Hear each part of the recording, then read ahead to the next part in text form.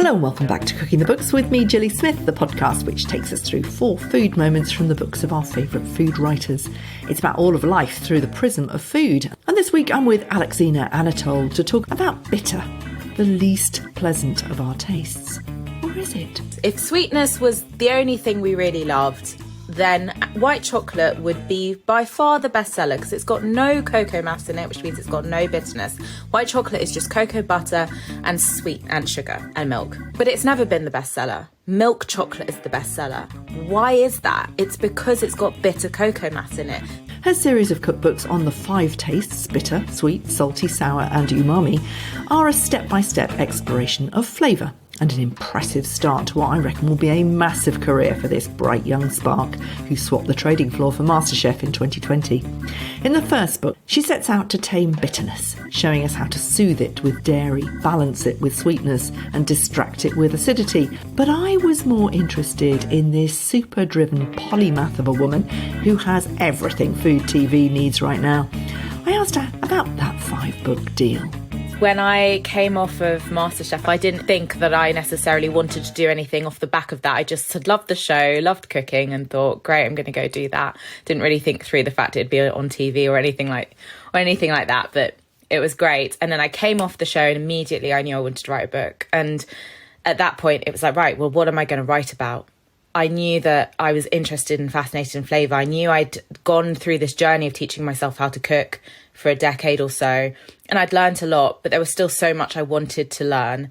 I love books like Nikki Segnit's The Flavour Thesaurus, Salmon Nosrat, Salt, Fat, Acid, Heat. I love those that break down cooking or flavour.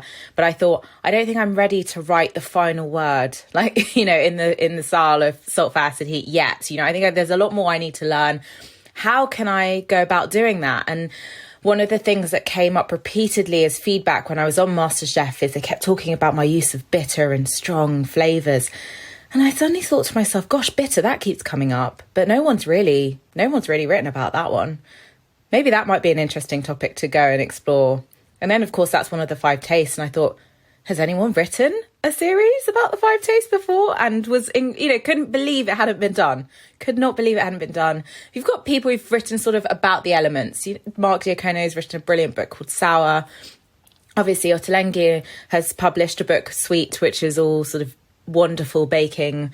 There's lots of people who've done it, but not, as you say, focused exactly. on one. I sort of knew I wanted to write about it, so I started researching, right, how do you write a cookbook proposal? How do you go about this? You know, I had no clue because it was a completely different world where I was before MasterChef. So tell me briefly about the Penguin deal. Why did they want to do 5 different books? Was that your idea or was theirs? It was my idea. Yeah, oh, it's good what for I. You. 5-book deal straight off. It's what I pitched because when I thought, well, no one's written about the 5 tastes. That is such an established framework, actually, that we're all quite familiar with. We all know, you know, it may be umami slightly less because it's a newer one, but salty, sour, sweet. We know these things, and I think there was something just very powerful about that as a concept. You know, if it hasn't been done before, it works very well as a series. My publisher, my imprint within Penguin, had great success with Rukmini Iyer's The Roasting Tin series, and they were very much looking for a series. So I think that helps. I also think timing's a huge thing. When you go on something like MasterChef, if you wait until it comes out to sort of go after these things, you've probably missed the boat. Today, everything moves at the speed of light, doesn't it? And so I think one of the best things that happened to me was not winning MasterChef because it ensured I was not complacent at all. I didn't think anyone... I can't imagine you being complacent about anything. Nothing was going to land in my lap. That was my assumption, which maybe might have been different had I won it. And so it was as soon as I came off, I thought, right, this is what I want to do. Let me work out what the concept is. And I spent a couple of months forming that, you know, working it in my brain, talking to people, going, well, what about this? Structured in this way, and thinking about structure of the book. And then, you know, it was sort of halfway through the MasterChef series that I started reaching out to publishers, but I mean, all really contacts that I had made. How you write a cookbook is about what you want to say to whom and why. Now, you say, I came off MasterChef and I immediately knew I wanted to write a book. That's an extraordinary thing. What was it about MasterChef that made you think, actually, this is really interesting. It's not that I want to be a chef, which is the route for a lot of people, but I want to write a book. What's the transition from television to writing a book? That's a very good question. I think that the competition helped me to understand what my specific interests were in food and what my style was. Up until that point, I don't think I knew. I just knew I liked food. I knew I was greedy. I was motivated by food in all sort of areas of my life. But being on the competition, and you start to have to, it's rigorous. You're constantly developing recipes. You've got briefs to kind of respond to, and suddenly I started to see that there was a pattern in what I was doing, and I'd never noticed that before. So that's when I started to think about, I realized I had a philosophy of food that I wasn't aware of before. So I think, the difference between good and great food is dimension. How do you add dimension to food? And it can be in so many different ways. It can be through time is, such a wonderful ingredient in the kitchen for developing flavour over time. And things like memories hold huge power when it comes to how you experience a dish. But a lot of those things are stripped out in a competition. You don't have access, you don't have a limited time. You can't let something slow cook in the oven for 4 hours. You can't ferment something. You don't know the judges. Of course, I didn't know John and Greg prior to being on the show. So I didn't really know what their favourite foods were or what particular things might evoke something for them. So that's how I ended up sort of leaning back on the flavour side of things, on the taste. How am I going to make sure my food has impact in a short space of time with limited resources? It's sort of going more into the bitter, salty, sour flavours. And so that idea that, okay, how do you add dimension to food was interesting to me. And I thought I had something interesting to say about it. So that's kind of where I guess it came. And presumably they were giving you feedback as well. You were seeing the pattern, but also they were seeing what you were picking up on. I mean, it also says so much about you as a person. This is the first time we've met, but I can see you are somebody who wants to say something, and kind of it doesn't really matter what, but you just want to say something new, which is really important. You're driven. Your background is clearly really interesting because you were born in Brighton, but you moved to Paris as a baby. And then you came back to Brixton. So that kind of, I'm very interested in how rupture lights you up. Just take me through that. And what do you know? What do you know now about yourself in terms of somebody who is constantly sort of being open to new experience? Yes. So I think that's a big part of who I am fundamentally.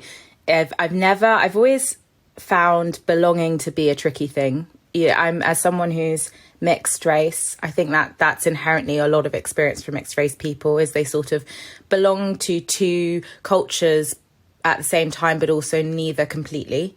And then, yes, moving to Paris at a young age and being thrown into a different culture, a different language, and having to sort of find my way in that sense has definitely contributed to, I think, the way that I think about food. It's this very sort of broad, in this very broad way. I love understanding what food means to different cultures, and I think it comes from a place of trying to understand my own sense of belonging. It comes from a place of trying to find connection. I think food is obviously the great connector. It's a way of sitting and breaking bread with people is a powerful, powerful thing. And I think when you feel like you don't belong, there's something that you naturally gravitate towards that. And I think that's certainly the truth for me. And it's why there's quite a lot of broad, I guess, influences in my food. Yeah. Because I have just, whether it was growing up in Paris for a period of time, and that really formed certain food memories for me, having the Caribbean background, having the background of my maternal grandparents being chicken farmers, and that sort of very traditional roasts and making pastry with my grandmother and foraging blackberries in September, at the end of the summer holidays. And then at the same time going to a very, very mixed state school in South London and experiencing lots and lots of different cultures. In that sense, having friends from lots of different places in the world. And then working at this fishmonger's when I was younger, and it was run by this lady who was Jamaican, Miss P, tall, charismatic, most amazing home cook I've ever come across.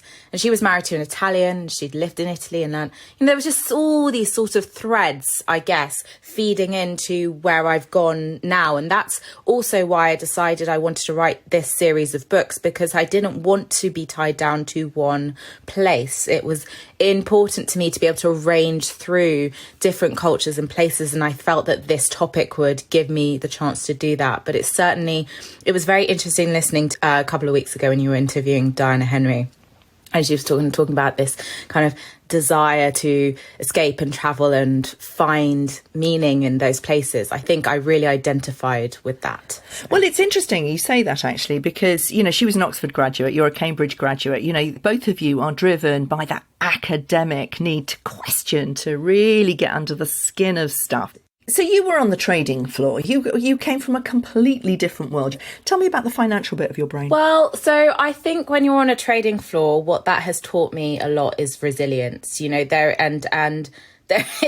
a fun but very fast-paced, intense place to be, and people are very direct, and so you get used to dealing with that. And I think that's a very good, again, in terms of what you were saying about hustling, and you have to have a thick skin, because you're going to get a lot of no's. You're going to get a lot of people who just don't get it, and you've got to keep going, and really believe in what you're selling, I guess, and what you believe in ultimately. And so I think that was what I got from a trading floor. I also spent time, I was a strategy consultant at Bain for a period of time as well, and that gave me huge project management structuring sort of skills, which I think have been integral to me managing this process. Creating a book is so much more than just writing a cookbook. It's a whole, you've got to have a whole creative vision. There are a lot of different parts to manage, requires a lot of different skills. And then once the book's out, you've got to get the word out there. You've got to talk about it incessantly. You've got to get the right people talking about it. It's a huge, huge job. And I think all the things I learned working in the city have given me the skills to be able to manage this process, which is so much more than I have a newfound respect for cookbook authors. I had no concept, as much as I'm a cookbook hoarder and I read cookbooks in bed, but I had no idea how much work it would be. And it's been a real revelation. Exactly. Yeah. We spent a lot of time at the retreats looking at proposals. And breaking your idea down. People think, I want to write a book about this. It's way more than that. You come out with 12-page proposal, with selling points and all sorts of things. But what you're talking about is a vision. What is really interesting is that it's very clear. You use 10 ingredients, presumably in each book. So we're talking about bitter. So you've used 10 ingredients. So that's grapefruit and bitter oranges, bitter greens, tahini, beer. Interesting. We'll talk about that in a second. And one of your food moments: walnuts, cranberries, tea, coffee, cocoa, again another food moment, and licorice. So the idea of it is to expand our repertoires as cooks. Presumably there were millions more bitter ingredients that you could have chosen from. How did you come down to those? Well, I think this is an interesting point insofar as when I was really had a lot of time struggling with the structure of the book initially. I couldn't decide whether I wanted, the practical side of me, which comes from, I guess, the trading floor and consulting, was like, I think most people cook according to their need in a moment, I want something for breakfast, I want something for lunch, or I want something for a dinner party. So there's sort of temptation to structure it like that. But for this topic, it really felt like the way in was the ingredients, because this is a key point. We think we don't like bitterness. It's something a lot of people, I was talking to someone just yesterday and they said, I don't like bitter flavours. And then you go, but do you like coffee? Yes. Do you like beer? Yes, I do. Do you like, and suddenly go, okay, maybe I don't dislike bitterness. Maybe that's a misconception I have. And so that's why the ingredient sort of structure felt really important. And actually it was pretty easy to come up with the ingredients for bitter, because I think, firstly, there were some really, really mainstream ones that were just straight off the bat immediately. Yes, coffee, cocoa, beer, those seemed really, really obvious. And then other ones, I guess, were probably influenced by my own personal preferences. I adore grapefruit. I could eat it. I do eat it pretty much every day, actually. And there are certain things like cranberries I think are really underrated. And I wanted to show them off. I wanted people to realise how... You and Diana Henry yes. both. Well, I know exactly when I was listening to that. I was like, yes, absolutely. They're so underrated. And they're used, in America, I guess, where they're grown, they're used a lot more. But here, not so much, other than at Christmas table. But it is interesting. You say there's this moment between pleasure and disgust you use. I would call pain, pleasure and pain, that, you describe everything that is bitter. It's kind of that moment of, the wasp in the mouth moment. Why did you choose to start with the least of our favourite tastes? It's a challenge. I love a challenge. I'm getting to realise that. Love a challenge. And I thought what was so interesting about this was I really love bitter flavours. I think loads more people love them than they think. Why aren't we talking about this? Why? That was at the crux of the challenge for me. I really wanted to explore the taste profile that we think we like the least, but it actually is quite mainstream. Most of us drink tea or coffee every single day. Both of these things are bitter. Chocolate, one of the most popular substances on the planet, is bitter, so inherently. And I think that's fascinating. So why have we got this misconception? That was it. It was a question I wanted to answer.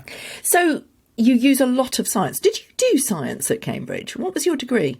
I read English. Yeah, literature. It just came quite naturally because I was so fascinated by the topic. I really wanted to understand. Because, put it this way, I think what's fascinating is, look, chocolate's a really good thing to think about, right? We've got 3 types of chocolate that are available. We've got white chocolate, milk chocolate, and dark chocolate. Now, if we just liked sweetness, if sweetness was the only thing we really loved, then white chocolate would be by far the best seller because it's got no cocoa mass in it, which means it's got no bitterness. White chocolate is just cocoa butter and sweet and sugar and milk. But it's never been the best seller. Milk chocolate is the best seller. Why is that? It's because it's got bitter cocoa mass in it. The bitterness is doing something, and it's not that when we eat the milk chocolate, we're getting huge amounts of bitterness from it. But the fact that there's a bitter element is making that more delicious. And that is proven by its commercial success. And actually, the commercial success of chocolate is milk chocolate, then dark chocolate, then white chocolate. So that, to me, is what I'm kind of trying to say in the book. You might think, okay, of course, probably few people would want to eat 100% dark chocolate. It is unpalatably bitter. But when it's balanced with the right things, it's the most delicious. There is something about the excitement that it gives our brain when we have something that's not just straightforwardly sweet or perfect or delicious, but has some other quality to it that's intriguing. It excites our brain, it excites our tongue. We have far more receptors on our tongue, different receptors that respond to bitterness than to sweetness, right? So if you can activate more of those receptors, there's more of a party in your mouth. And I think the science for me was trying to understand just how this all works and why that is, without going too far into it. I mean, some of the scientific journals I read were sort of incredibly dense and complicated, and I'm not interested in trying to overwhelm people with information. I just want to give them the key bits that can empower them to understand why something is happening. And that's certainly what I was interested by. So yeah, absolutely, it adds so much to it. But then of course you bring it all to life with the recipes, and we're going to go through 4 of your food moments through the recipes. The curry leaf mussels, tell us about this one. So this curry leaf mussels, I'm very interested in how sort of dishes appear and travel throughout the world. The history of food is the history of people, and and how things have migrated, how spices, flavors, etc. have migrated over countries, continents, etc. is fascinating to me. So sometimes when I'm thinking about trying to sort of create something that's a little bit new or different, for me, that's never about randomly just saying, right, well, I'm going to grab this thing from over here and this flavour from that country. It's always, what's the continued journey of that dish? So I spent sort of summers in the sort of La Rochelle area of France, and around there you get this dish called mouclade, which is mussels cooked in this lightly spiced kind of curried cream sauce. And that came about because, you know, there were sort of spice trade that came via the port of La Rochelle. And so that's how those spices made their way into that dish. Then I thought to myself, okay, well, if that's sort of inspired that way, could you start to take it back? Could you start to take it back towards its root? Let's go back east with this one. So instead of putting cream in there, let's have coconut milk. Instead of using the local wine or beer, let's try and use a beer that kind of originates in India or Sri Lanka. And I'd been in Sri Lanka last year and fallen newly in love with curry leaves, which has to be one of the most incredible fragrances you can get out there, and really knew I wanted to shower it in curry leaves. And so that's all sort of, you know, how it kind of came to form into this new dish. And, you know, it works beautifully. And you've got the sweetness of the mussels and the leeks and the coconut milk balanced out with the bitterness of that lager or beer. And it's a lovely combination. Yeah. I mean, that one I really understand. That brings together everything that you've talked about so far and that I've read about you. Rye, pear and maple porridge, your second food moment, doesn't. Do tell us. I just had to include it because I think it's one of my favourite recipes in the book, and it's something that people kind of go, ooh, what's that? It's quite unusual. There are lots of dishes in the world that are designed to use up stale bread.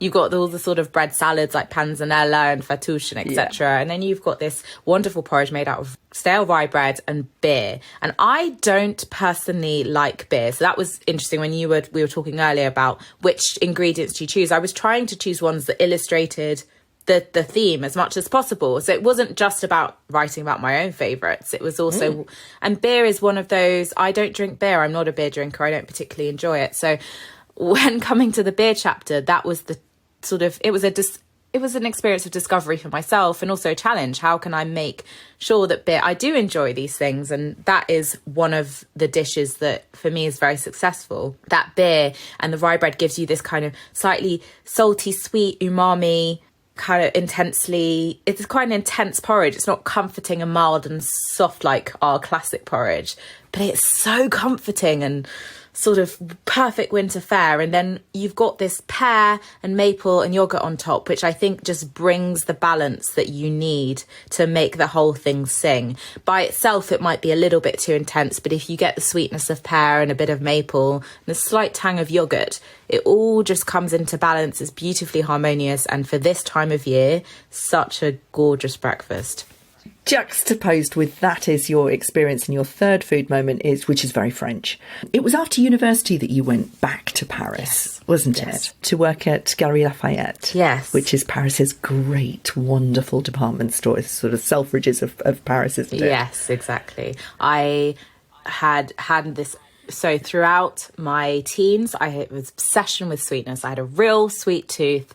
And as I mentioned before, mixed state school, eating lots and lots of wonderful little, having pastéis de nata and trying gulab jamun and all of those little sugary enchantments. And my latest obsession at that point, at my sort of early 20s, was the French macaron, which was having its moment at that time. And Pierre and La Durée were the big houses doing those exceptionally well. And I had a bit of an obsession with Pierre because he used very interesting flavour combinations. So it was exciting when you're sort of new in food and you're trying to understand different flavours and why they come together. It was quite exciting to get them in these little mini format. So I thought I had my offer to work on the trading floor, and I decided to defer it for a year because I really wanted to go to Paris and explore this whole sort of pastry and patisserie side of things. So made a beeline for Pierre Amir because I knew I wanted to work for him, and just decided to get a job selling the macaron in the equivalent of our Selfridges. And it was a great experience because I got to eat a lot of macaron. That was really fun. There were ones that would break and you'd put them in the box, and at the end of the day we'd divide them out, and it was brilliant. But it was also, interestingly, the death of my sweet tooth in a way because after 6 months of having completely overdosed on sugar, I suddenly, gosh, I can't do this anymore. I can't eat another macaron, you know. And that was when I started to sort of look to things like all the cheeses in France and really started to enjoy the salty butter and the bread. And, you know, my kind of salty tooth, my bitter tooth started to develop towards the tail end of that time. There was also this macaron that I tried and remember being blown away by the flavour combination. It's called Mogador, and it was chocolate with passion fruit. And there was something about that combination that was really playful and harmonious and beautiful and exciting. And it stayed with me, that flavour. When I think in flavour combinations quite a lot. So when I have something, I think, gosh, that just works so beautifully. You know, it just makes immediate sense. I mean, things like mango and lime is another example. You know, you squeeze a lime over mango, fresh mango. It's just unbelievable. And that flavour combination stuck in my head. So it's one that I've played with in different guises over time. I did it on Masterchef. I did a dark chocolate souffle with a very sharp passion fruit sorbet. And again, in the book, I knew I wanted to do it. And I think chocolate torte, Flowers chocolate torte, there are a million out there. It's a lovely, lovely, delicious thing. But the passion fruit sauce is what just makes it new and fresh and exciting. And when people have it, they seem to love it. So yeah. Well, because it feels right. That feels like that's in my food memory bank. It doesn't feel, a lot of your recipes I think, oh, that's a bit weird, you know, the grapefruit. Okay, I'll try that. But with that one, I know that one. Yes. It feels like with the last two food moments, you are deeply going back to where it all began. And I know that you didn't grow up in St. Lucia, you've never lived in St. Lucia, but it is your family heritage, and your final food moment is the St. Lucia cocoa tea. The thing I remember most about sort of times when I spent with my grandmother, who's from St. Lucia, well, both my grandparents are from St. Lucia, was very much of very busy family gatherings, a table groaning with food and lots of light and sound. I would remember sort of helping her juice passion fruits to make juice, or making ice cream with one of those old-fashioned ice cream churners on the floor. And so it was always a lot of excitement and sort of almost too much food to remember specific details of. You know, there was always so much going on. You're sort of overwhelmed in all the senses. And so going back to St. Lucia as an adult last year felt weirdly like returning home, even though in some ways it was so new to me because I hadn't been as an adult. So I didn't have that kind of reference to it, and I had actually never had cocoa tea before. It's something you get all over St. Lucia. It's really common, but you don't really get it here partly because you can't buy the cocoa sticks. You can get them online nowadays, but you know, they're not available in your supermarket. And it's basically, you know, St. Lucia grows a lot of cocoa because it's got the perfect climate for it. And these cocoa sticks, which they make the cocoa tea with, are compacted cocoa mass. It's very, very bitter. Might have a few spices added in, like some cinnamon or something, but that's basically what it is. And you grate it directly into a pot and you make this spiced stock with like bay leaves and cinnamon and cloves. And then you grate the cocoa stick in. It creates this bitter kind of cocoa drink, which you then soothe with some evaporated milk and some, you know, and balance it out with a bit of sugar. And it's sort of little hole in the wall places, right, that you just drive up to, and you get out and there's a big vat of this cocoa tea, and they pour some out, and then you have a bake on top, which is just like slightly sweetened fried dough. And it's just the most comforting, gorgeous thing you could drink. It's better than any hot chocolate I've ever had. It's got this gentle spicing to it. It's so comforting, so Moorish. And I just thought, gosh, this would do so well here. I mean, we're a cold weather country. This hot steaming mug of spiced hot chocolate. I mean, what's not to love? So I really wanted to make sure that I featured that in the book, because for me, it was kind of surreal having something that was so iconic for St. Lucia. And, you know, it exists in other Caribbean islands as well. But not having tried it till the age of 30. It was just, I couldn't, it was kind of a weird moment to sort of go, gosh, this is really part of my heritage. And I think that's sort of true of sort of second generation, when your sort of grandparents are from there, but your parents maybe were born here in the UK. And I'm very concerned at the moment. It's on my mind about how do you maintain the connection when that generation starts to pass on and pass away. How do we stay connected to our heritage? And food feels like the most important way to do that, but it's becoming harder and harder. It's something me and my friends a lot of my close friends are Caribbean. We talk about it quite a lot. How do we preserve those? But, putting that recipe in the book is one small way of kind of keeping that alive, I think. It's a fascinating trip through your heritage, your own self, which is so full of so many different influences. Presumably, you're going to take that and explore it more through the other 4 tastes. Presumably, you finished Sweet, which comes out in February. Yes. Did you go on that same kind of deep dive into who you are and where you're from? Oh, yes. In fact, probably Sweet is even more so, because it's very much bringing together, firstly, my French background. My grandmother's, on my mum's side, desserts, puddings were the best. I love a British pud, so that side of me is definitely represented. But then you've got some of the more tropical flavours coming in. So I would say that it's pretty, the second one is almost more reflective of my heritage even than this one, but it has the same kind of ranging through different areas of the world that I've either experienced or have friends or close friends from, and that sort of thing is definitely represented. And I'm excited. That's part of the fun of this, is getting to range in this way through these different flavour profiles. It's exciting. Thanks for listening. Do rate and review the podcast if you like it over on Apple Podcasts, and then head to my Substack to hear what else Alexina can do. I'm saying nothing except move over, Leanna Havas.